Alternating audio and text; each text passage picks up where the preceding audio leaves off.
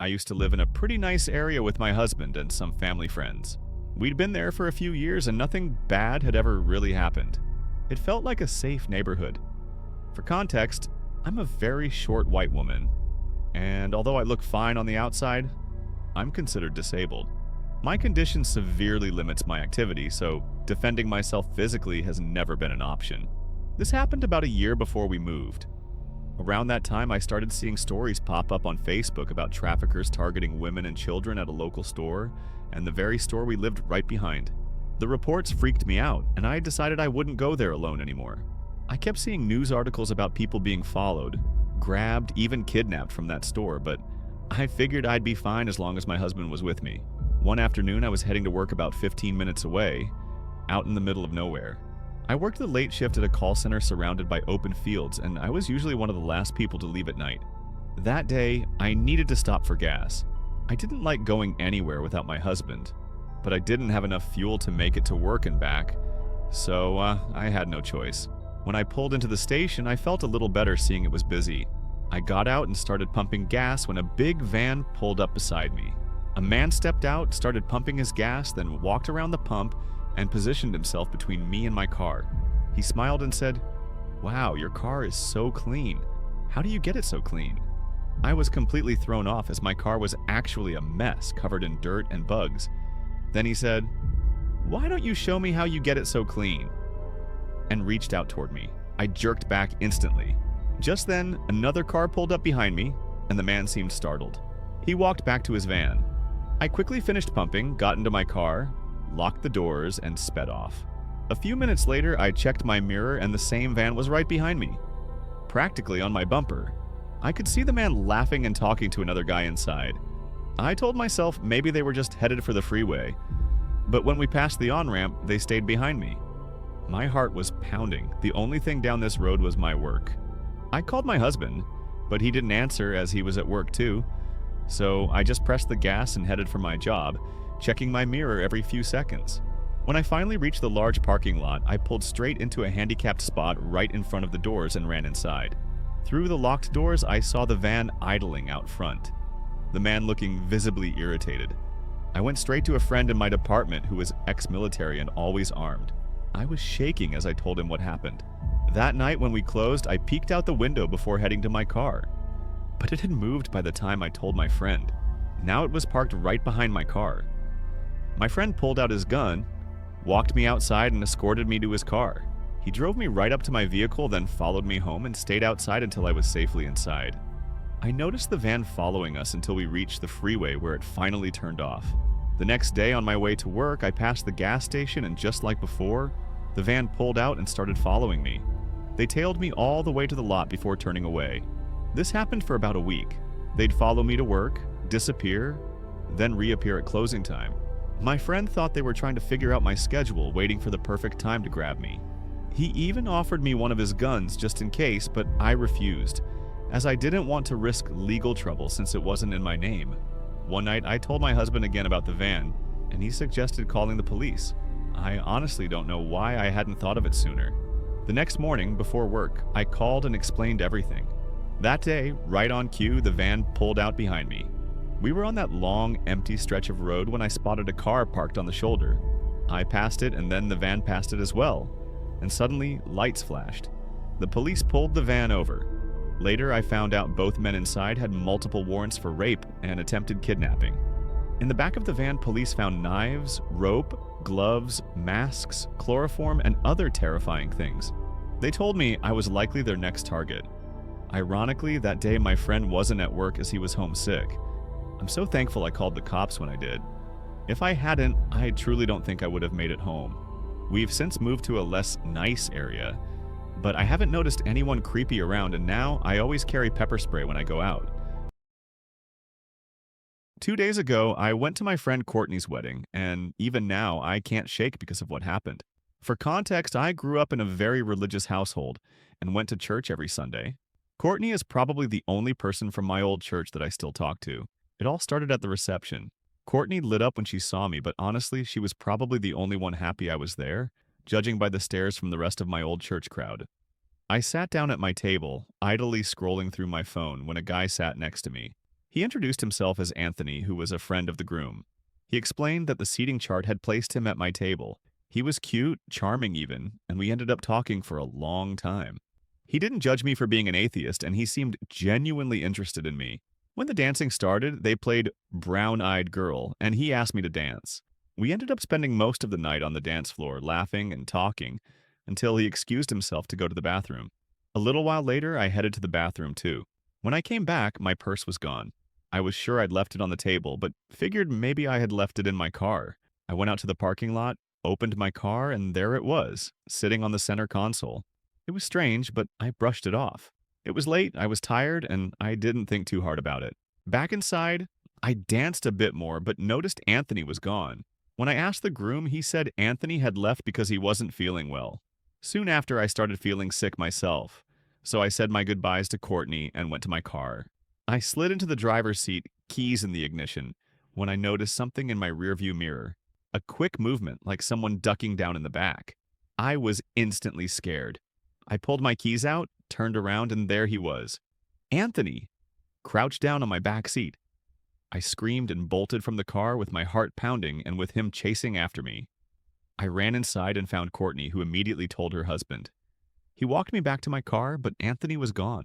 The car he came in with was nowhere to be seen. I left that night shaking, the sick feeling in my stomach refusing to go away. All I could think about was how easily he could have come home with me, and how I might not be alive right now if I hadn't looked back. Courtney was horrified and said she never imagined he'd do something like that. I've barely stepped outside since. The next few days became a blur, but I've learned more and it's terrifying. My address was on my ID, and Anthony took photos of it. He and the groom weren't close friends, just acquaintances, but close enough for an invite. The groom tried to reach out afterward, but Anthony never replied. Instead, he showed up at my work, lurking in the parking lot. When he saw security, he ran, but not before leaving a note on my windshield that read, "I'm watching." Security has been alerted, but the whole situation makes my skin crawl. People from the wedding told me he'd been telling guests I was his girlfriend, and that he planned to propose to me.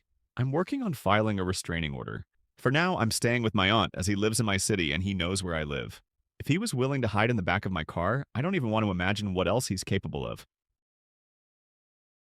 In 2011, at Grand Valley State University in Michigan, Samantha Stites was just another college student. She was focused on her studies, her friends, and her future. She had no idea that a brief encounter on campus would mark the beginning of an ordeal that would haunt her for the next 11 years. That encounter was with a man named Christopher Thomas. He was several years older than her, socially awkward, and forgettable in nearly every way. But for him, meeting Samantha wasn't just a passing moment. It was the spark of a lifelong obsession. At first, Thomas's interest came across as awkward persistence. He asked her out. She politely declined. He asked again, and again. Samantha tried to brush him off, assuming he'd eventually move on like anyone else. But he didn't. Instead, the rejection seemed to fuel something darker inside him. He began sending her lengthy, emotionally charged messages. He called her a jelly bean, a pet name that made her skin crawl. He quoted the Bible, insisting their relationship was God's plan. His words carried the weight of obsession. "I want you to be part of my life," he told her. Samantha's friends noticed. Her roommate recalled feeling sorry for him and was nice to him. He took that and ran away with it. Another friend remembered Thomas showing up to her workplace uninvited, holding flowers, convinced he was her knight in shining armor. For Samantha, each interaction chipped away at her sense of safety. Every time she saw him, she was more and more scared. Then one day, Thomas approached her at a bus stop. After months of harassment, Samantha finally snapped. She turned to him and said, "I've told you I don't want to see you. I don't want flowers. I don't want messages. I don't want anything from you. Leave me alone." She thought her bluntness would put an end to it. But for Thomas, rejection wasn't closure. It was fuel. After graduating, Samantha returned to her hometown of Elk Rapids, which is a small, close-knit community where she thought she could rebuild her life. But Thomas followed her there. He even applied for the same internship she was starting. Samantha began to feel like she was living in a cage without walls. She told herself she couldn't be free of him. In 2014, terrified, she applied for a personal protection order. Judge Norman Hayes granted it and later admitted he has never seen a stalking case as severe as this. He also stated that Thomas was obsessed, absolutely obsessed with her, and he's going to do something very severe. The judge granted Samantha the longest protection order of his career, which was 6 years. For a while, Samantha was able to breathe. She trained as a social worker. She bought a house. Her life began to look normal again. But in September 2020, as the order expired, she spotted Thomas again, watching her play football at her club. She stopped dead in her tracks when she saw him. It was a chilling realization. The nightmare wasn't over. In July 2022, Samantha filed for another protection order. This time, it was denied. By then, Thomas had joined her gym, her football league, and positioned himself back in her orbit, but always just close enough to not break the law. Samantha's fear grew into certainty that he was planning something. Fast forward to October 7th, 2022. It was the early hours of the morning when Samantha heard a floorboard creak inside her home. With her heart pounding, she reached for the hatchet she kept hidden under her mattress. Then, out of nowhere, a man charged into her room and jumped on top of her. That's when she realized it was Thomas. He then began pressing his hands around her throat. She started screaming as she felt his hands around her throat, and he began to choke her. It got tougher for her to breathe, and she thought he was going to kill her. Terrified, she gasped and said, "If you want to rape me, just do it." But Thomas leaned down and said, "I just want to talk to you, but not here." He shoved a ball gag into her mouth, wrapped her head in black gorilla tape until it pulled at her hair, snapped handcuffs onto her wrists, and blindfolded her. Then he dragged her to her own car. And as the car pulled away from her home, Samantha thought that once they leave her house, the likelihood of her surviving goes down drastically. When the blindfold came off, Samantha was inside a storage unit. But it wasn't just a room. It was a custom-built torture chamber. The walls were padded. A dim light bulb flickered overhead. A bucket sat in the corner to serve as a toilet. A chain was bolted to the floor. He takes off her bandana, and she was shocked when she saw everything. So many thoughts popped into her head as this was a real horror story. Thomas calmly explained that he wanted them to stay there for 2 weeks. He gave her pajamas and handed her an old football jersey with her name on it, which was something he'd bought back when he first asked her out over a decade earlier. He told her his plan was to fake her death. Then he would leave her paddleboard at a nearby lake, so people would believe she had drowned. At that point, Samantha's blood ran cold. She thought that there's no way they were just there to talk for 2 weeks. Hours passed and Samantha tried to reason with him. She begged him to let her go and promised she wouldn't go to the police. She tried to appeal to his emotions, telling him she could keep secrets as a social worker. But Thomas cut her off by saying, "What will convince me is if you sleep with me." Samantha froze as inside. Her mind raced. If I say no, will he do it anyway? Will he kill me? He holds the key to my life.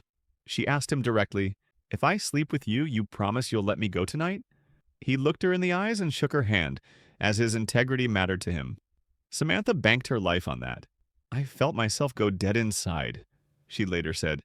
"It was painful. I cried and I shook. I didn't want him to know I was disgusted and terrified. I didn't want him to get angry." When it was over, Thomas whispered, "That's all I've wanted for so long. You can't imagine how long I've wanted that. You're the person I'm supposed to marry." Samantha forced herself to stay calm. "I've held up my end of the bargain. You need to let me go." And astonishingly, he agreed. When police arrested Christopher Thomas, the sheer scope of his planning stunned investigators. Inside his rented storage unit, they found not only the soundproof chamber where Samantha had been held, but also rifles, a crossbow, and boxes of supplies. He had spent more than $5,000 over several months buying insulation, locks, restraints, and surveillance gear. He had even purchased Samantha's favorite food and a jersey with her name on the back, holding onto it for over a decade like some grotesque trophy. Detectives also discovered that he had installed a GPS tracker on her car months earlier, allowing him to monitor her every move.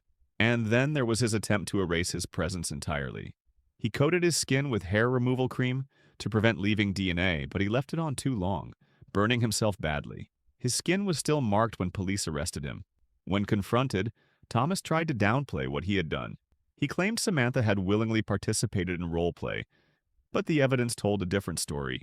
On his phone, investigators uncovered disturbing images and videos, some taken without her knowledge, others documenting the chamber itself. His fantasy life was rehearsed and refined for years, and had finally broken into the real world.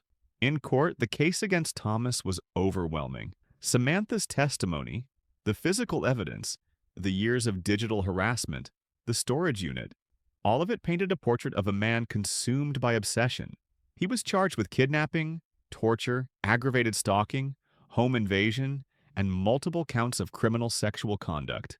At his sentencing in 2024, the judge handed down a punishment of 40 to 60 years in prison. For Thomas, who had lived every day fixated on Samantha since 2011, it meant his fantasy life was effectively over.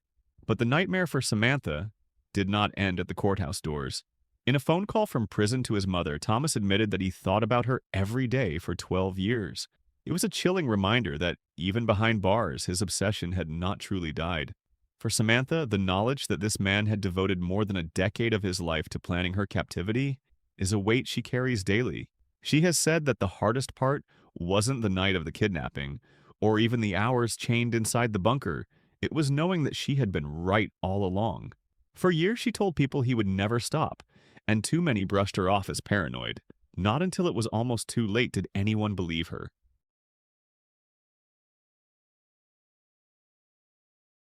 In January of 1999, 21-year-old Shiori Ino seemed like any other university student in Saitama Prefecture, Japan. She was quiet, kind, focused on her studies, and devoted to her family. She wasn't chasing fame or money as she lived a modest life with her world revolving around school, home, and friends. Shiori was in every sense an ordinary young woman with hopes for a simple, happy future. It was at an amusement arcade near Omiya Station where her life took a turn. There she met Kazuhito Komatsu, who was a man who appeared charming and ambitious. He told her he was 23 years old and a young entrepreneur dealing in real estate, cars, and precious metals. He painted himself as successful, confident, and worldly. To Shiori, who was reserved and not accustomed to such bold attention, he seemed exciting, but almost everything he told her was a lie. Komatsu was actually 26, and he didn't run legitimate businesses at all. Together with his brother Takeshi, who was a firefighter, he operated a series of brothels disguised as massage parlors. Shiori didn't know the truth. To her, he seemed like someone with drive, someone impressive, so she agreed to see him again.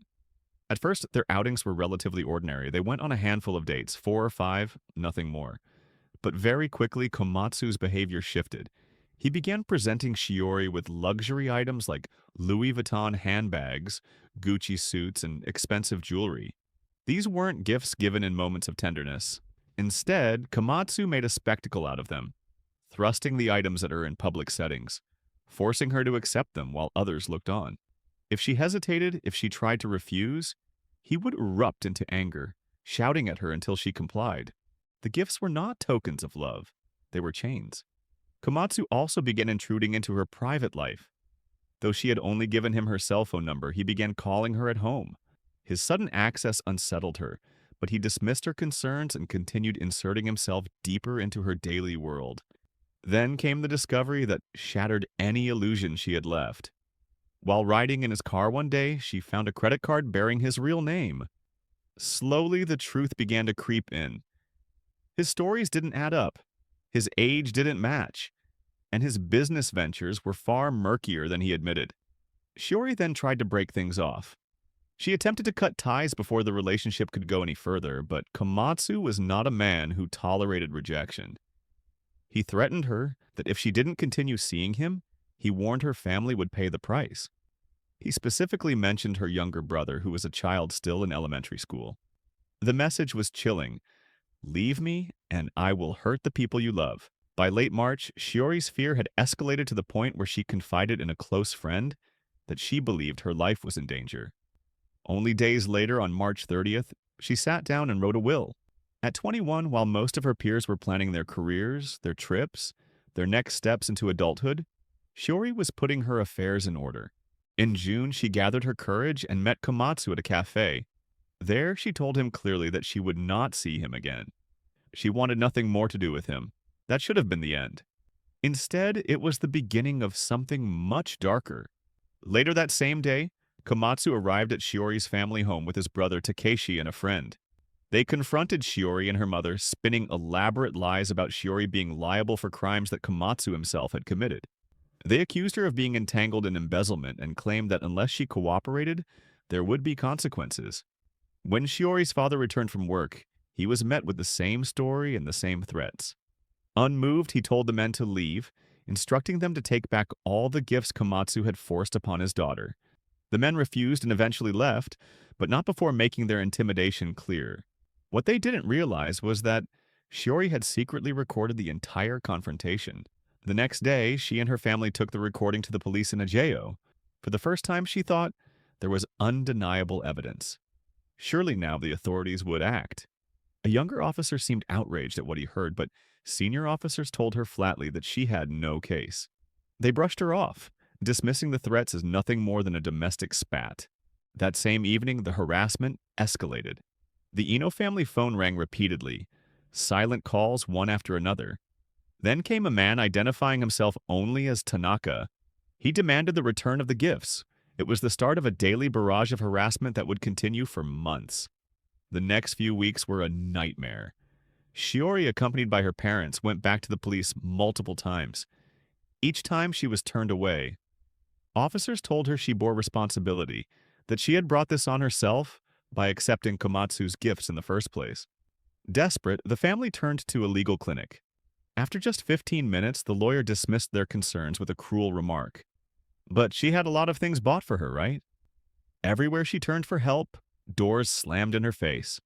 On June 21st, Shiori finally boxed up all the gifts Komatsu had ever forced on her and returned them by courier.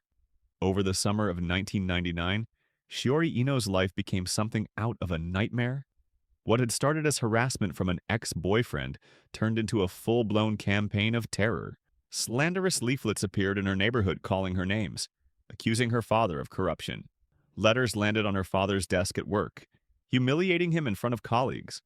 The phone rang endlessly with silent calls and neighbors whispered. Even friends pulled away.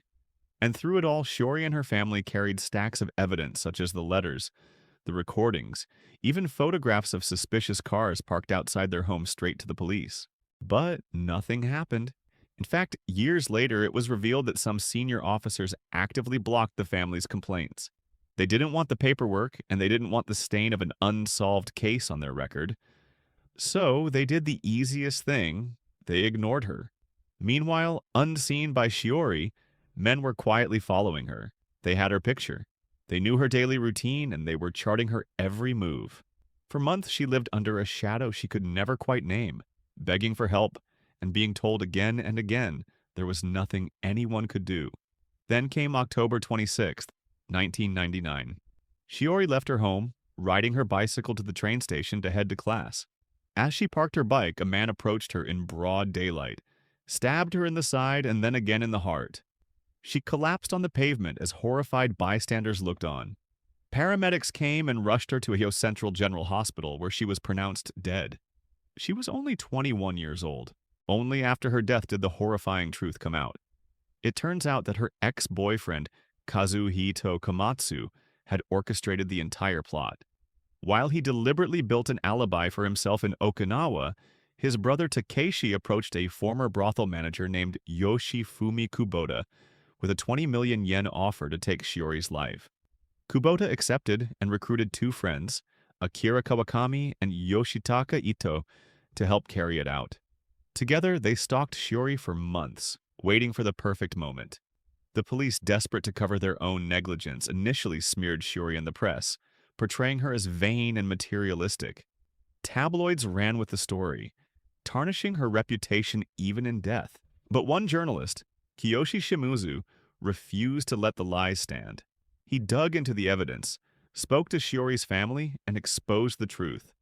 Shiori had been systematically terrorized and abandoned by the very institutions meant to protect her. Arrests followed. Kubota, Kawakami, Ito, and Takeshi were all taken into custody. Komatsu himself fled north, but days later his body was found in a lake. He had taken his own life, leaving behind a note admitting he had always planned to die after ensuring a Shiori's murder. The trials brought long sentences, with Takeshi receiving life, Kubota getting 18 years, Kawakami and Ito having 15 each. But for Shiori's family, none of it felt like justice. Nothing could erase the months she had lived in terror, or the countless times she had begged for help, only to be turned away. With public outrage, it forced a change. A legislative hearing ripped into the police's handling of the case, where 6 officers were disciplined and Japan passed its first anti-stalking law in 2000. It is a law that exists because of Shiori. Her father still speaks about her to this day, reminding people that Shiori did everything right. She recorded her abusers, she reported them, she begged for protection, and still she was left alone. The most haunting part of her story is that she saw it coming. At just 21, she wrote a will. She braced for an ending she couldn't stop. And in the end, she was silenced not only by her stalker's obsession, but by a system that refused to hear her cries. Shiori Ino is remembered today not just as a victim, but as a symbol of what happens when warnings go ignored.